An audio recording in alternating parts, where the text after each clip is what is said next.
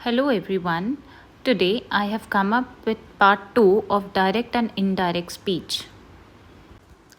In this video, we will talk more about the rules for changes in imperative sentences, that is, in request and commands.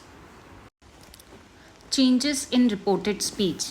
The first one, verb of the reported clause will always change to infinitive, that is, give will change to give, quiet to be quiet. Changes in reported speech. Verb of the reported clause will always change to its infinitive. That is, give will change to give, be will change to be, dance to dance, sing to sing. Okay, so this is the very change that we have when we are changing any imperative sentence.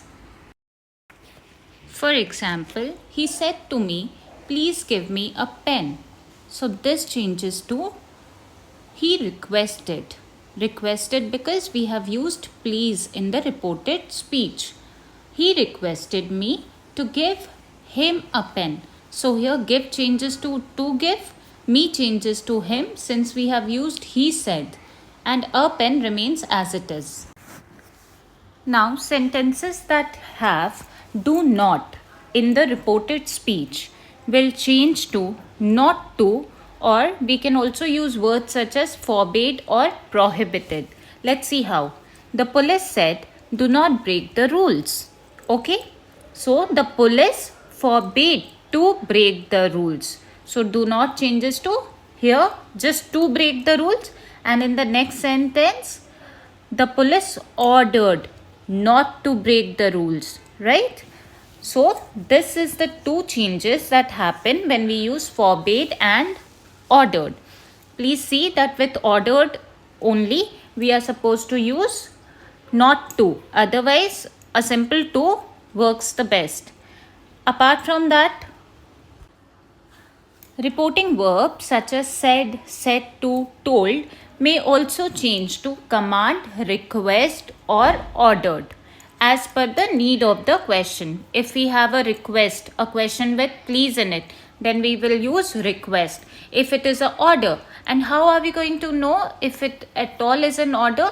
If a person from a higher post is telling something to the lower post, like the principal to the children, the peon is saying something to the principal, then it would be a request. But then if a principal is saying something to the students, then it would be an order.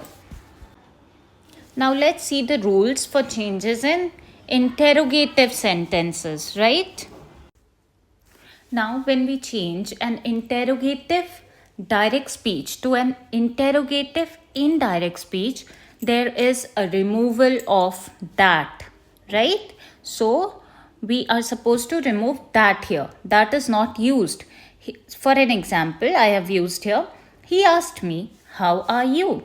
So the answer would be, he asked me how I was. Okay, and we will also find out that the question mark, that is the interrogative sign, is also removed here in the indirect speech. If, whether or that are not used in WH questions, okay, questions with what, where, how, when, whose, in such questions, in such interrogative sentences in reported speech, we do not use words like if, whether, that in the indirect speech. For an example, Abhi asked Mahi, who is your sister? So, Abhi asked Mahi who his sister was. His is for Abhi and was is for like the change in the tense, right? Instead, if or whether is used for yes no questions.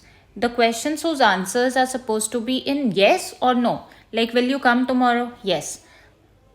But for question like how was your day, you cannot say a yes or no. But if you have to say was your day good? Yes. So in such questions you can easily answer it in having if or whether in your answers in the indirect speech. For example, Anu asked Rahul, are you going to play? So the answer is yes or a no. So here the indirect speech would be Anu asked Rahul if he was going to play. Right? I hope it's very clear now. Another very important part is rules for changes in let statements. In any statement that has let in it, we'll see how. Changes in reported speech. Now, several sentences have let in the reported speech. Let's see how it is converted to indirect speech. For example, father said to mother, "Let me do the cleaning." Father told mother to let him do the cleaning.